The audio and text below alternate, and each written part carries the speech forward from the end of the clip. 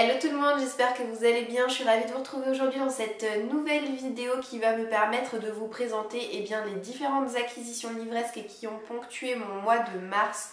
Je vais commencer par les services presse et par un service presse que j'ai bien cru ne jamais recevoir, tellement ça fait longtemps que je l'ai demandé. Et en fait je ne comprenais pas pourquoi je ne le recevais pas, mais j'ai compris il y a peu, c'est qu'il a été livré à mon ancienne adresse. Du coup, il s'agit de Parer pour percer et c'est le dernier livre écrit par Angie Thomas. Vous savez, c'est cet auteur qui a notamment écrit The Hate You Give, dont j'ai eu un coup de cœur. Ce livre, il y a 2 ans de ça. Je l'avais adoré et c'est rigolo parce que j'ai récemment vu le film qui était pas mal. Moins bien que le roman, mais c'était quand même une adaptation assez fidèle, je dois dire. Du coup, je suis assez curieuse de découvrir ce nouveau récit dans lequel on va découvrir Brie. Alors, c'est une adolescente, elle a 16 ans, c'est ça. Elle adore le rap. Le rap, c'est un petit peu sa lubie, sa marotte du moment, ce qui l'aide à tenir dans le climat de violence dans lequel elle évolue au niveau de son quartier. Son père est mort, il est mort à cause des gangs, il y a déjà un moment de ça. Et sa mère vient de perdre son travail, donc autant vous dire que Brie se réfugie complètement dans sa musique.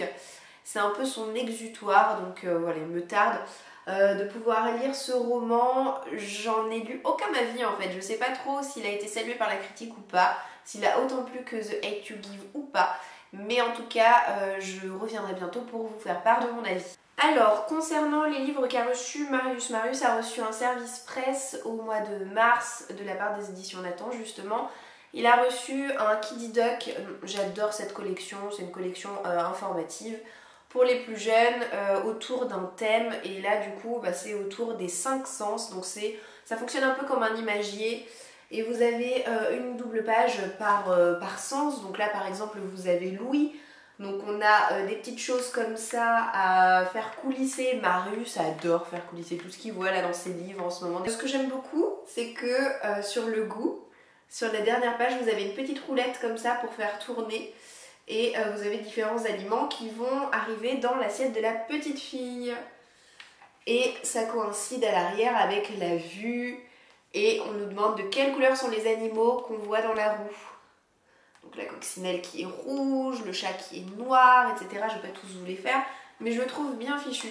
De manière générale, je vous dis, je suis rarement déçue par cette collection de livres. Alors pour Marius, c'est pas tout, parce qu'en fait, le mois dernier, dans mon dernier book haul, je vous avais dit que j'avais rien acheté pour Marius, mais en fait, je ne sais pas, si, je lui avais acheté quelque chose, simplement je ne m'en rappelais pas. C'est peut-être parce qu'il a eu un mauvais accueil, ces livres, que j'ai voulu l'oublier. Mais du coup, je l'ai retrouvé et je vous le présente ce mois-ci. Donc c'est Choupi, bientôt grand frère. Je ne l'ai pas acheté pour rien. C'est que Marius va bientôt être grand frère dans 2 mois.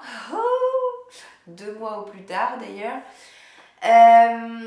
Donc vous vous doutez bien que si j'ai fait cette acquisition, c'était tout simplement pour essayer de le préparer à ce qui allait arriver.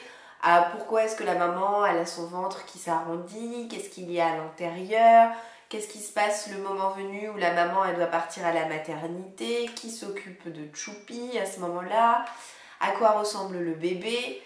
Voilà, donc je le trouve assez complet, j'aime bien les Choupi, il en a quelques-uns, on n'en fait pas non plus toute la collection, mais il en a quelques-uns autour de thèmes que j'aime bien. Et c'est vrai que Marius il est si petit, il va avoir 18 mois là, dans quelques jours. Et pour lui c'est hyper abstrait en fait, mon ventre qui grossit. Bon avant il y prêtait pas attention, maintenant il le voit. Et en fait c'est bizarre parce que dès que je soulève mon pull et qu'il voit la peau de mon ventre, il essaie de me mordre le ventre ou de me le griffer. C'est assez particulier comme réaction. Et je me suis dit que lui prendre un petit livre sur le sujet, ça permettrait de mettre des images en fait sur tout ça, sur mes paroles. Et il a réservé un mauvais accueil à ses livres. Quand je lui lis cette histoire, il se montre très impatient, il essaie de tourner les pages tout seul, il fait du bruit comme si, je sais pas, c'est particulier en fait. Comme si il avait davantage compris que ce que je veux bien croire. Et comme s'il essayait d'ignorer la chose en fait. Peut-être que c'est moi qui extrapole. Ce mois-ci, je lui ai aussi acheté un livre. Je lui ai acheté un livre sonore, il en a peu.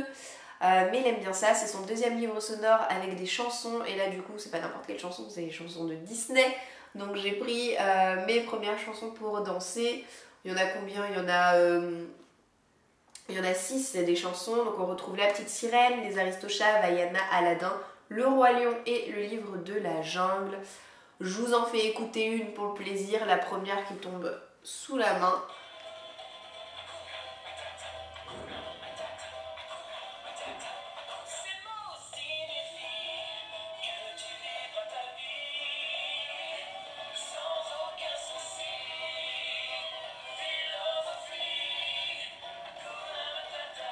Bon, Marius en est très friand, dès qu'on met ça, il danse, voilà, et j'adore comme il danse parce qu'il nous fait des espèces de déhanchés, des espèces de montées de genoux comme ça, c'est très drôle à voir, franchement très drôle. Bref, pour le coup, gros succès pour ce livre. Je passe maintenant au livre que je me suis acheté pour le mois de mars. Je me suis pris un manga, je me suis pris le tome 5 de la série Daytime Shooting Star, vous me voyez en acheter de temps à autre. C'est-à-dire que j'en ai pas mal de cette série-là, que j'avais déjà lu une fois en entier parce que on m'avait prêté les tomes à l'époque. Et eh bien, j'en ai pas mal, comme je vous le disais, de cette série, mais pas forcément dans l'ordre. C'est une série qui comporte une dizaine de tomes, et là, il me manque plus que les tomes 6 et 7, et ça y est, j'aurai la série complète. Donc c'est possible que le mois prochain, je me prenne les 2 mangas qui me manquent et voilà, ma série sera complétée. Niveau roman, je me suis d'abord pris La Tristesse des éléphants écrit par Jodi Picoult. Alors je l'ai pris dans sa version poche aux éditions Babel parce que en grand format, la plupart des livres de Jodi Picoult sont sortis aux éditions Michel Lafon et sont des livres qui coûtent cher. De cet auteur, j'ai déjà le livre aux éditions Michel Lafon justement, Pardonne-lui. Que je m'étais acheté lors d'une vente privée il me semble, donc je l'avais acheté vraiment pour une bouchée de pain. Je ne connaissais pas du tout cet auteur à l'époque et j'ai envie de vous dire je la connais guère plus aujourd'hui dans le sens où je n'ai pas encore lu Pardonne-lui, mais les sujets de ses livres à chaque fois m'intéressent beaucoup et notamment le sujet de ce livre-là m'interpelle. Ça faisait un moment que j'avais ce livre dans ma wishlist et ça y est, j'ai sauté le pas. On découvre Jenna dont la mère a disparu quand elle n'avait que 3 ans. Sa mère c'était une scientifique qui se spécialisait dans l'étude des éléphants. 10 années ont passé, Jenna a maintenant 13 ans et elle s'est plongée dans les journaux de sa mère, dans l'espoir d'en savoir plus. Et elle va partir à sa recherche. Pour ça, elle va s'entourer de 2 acolytes, donc d'un côté une voyante extra-lucide et de l'autre un policier à moitié alcoolique. Ce qui me plaît, c'est qu'on va beaucoup nous parler des éléphants dans ce livre-là. C'est pas juste un prétexte, vous voyez. Ça fait vraiment partie du cœur du récit. Il y a pas mal d'aspects un petit peu documentaires et moi ça m'intéresse parce que je n'ai pas envie de vous dire que j'adore les éléphants, mais en tout cas j'aime beaucoup les animaux de manière générale et si j'ai une possibilité quelconque de m'instruire et de me cultiver par rapport à tel ou tel sujet, ben moi je suis toujours partante. Je me suis ensuite procuré une sortie récente aux éditions Folio SF, donc c'est la sortie poche du premier tome de la trilogie L'Ours et le Rossignol, un livre qui a fait beaucoup parler de lui lors de sa sortie en grand format, donc c'est écrit par Catherine Arden, c'est une sortie que j'attendais avec impatience, donc aussitôt sortie, aussitôt achetée, j'ai envie de vous dire. Ce qui me plaît, ce qui m'intéresse, c'est qu'on va être dans un folklore russe. Je connais pas trop le folklore russe, mais voilà, toujours, eh bien, pour me cultiver, ça m'intéresse beaucoup. Donc notre héroïne s'appelle Vassia et au contraire de sa fratrie, elle a une affinité particulière avec les esprits protecteurs, bref, tout un pan surnaturel en tout cas qui ne semble apparaître qu'à elle. Et c'est pas du tout au goût de sa belle-mère, donc c'est la nouvelle femme de son papa, qui veut éradiquer toutes les superstitions ancestrales qu'il peut y avoir dans son nouveau foyer. Donc je sais que ce livre a été grandement salué par la critique, moi il m'interpelle beaucoup. Le 3e tome est sorti il me semble déjà en français mais en grand format. Donc on verra déjà si ce premier tome me convainc. Alors j'ai bien conscience que c'est un peu risqué dans le sens où j'ai pas trop apprécié La drôle de vie de Zelda Zonk écrit par Laurence Perrin. Mais je continue à m'acheter tous ces livres en poche. Donc évidemment je me suis pas acheté Anna parce que Anna c'est la suite directe de La drôle de vie de Zelda Zonk. Mais ces autres livres je les ai en ma possession dans le sens où je me suis pris Miss Cyclone il y a quelques mois de ça. Et maintenant vous pouvez voir que je me suis pris L'aile des vierges. J'ai sauté le pas parce que j'ai vu que récemment son dernier livre est sorti pareil en format poche, là ce mois-ci. Son dernier livre qui s'appelle Ma chérie. Et elle en a d'ailleurs écrit un tout nouveau, donc qui vient de sortir en grand format. L'aile des vierges me tente énormément. Je crois que de tous ces romans, c'est celui dont le résumé m'inspire le plus. C'est une histoire qui se passe au lendemain de la Seconde Guerre mondiale et on va faire la connaissance de Maggie, dont la famille s'est illustrée par un féminisme assez fort. Quant à ses aspirations, à Maggie, elles sont bien plus modestes. Elle a été engagée comme domestique, comme femme de chambre en fait, dans un illustre manoir.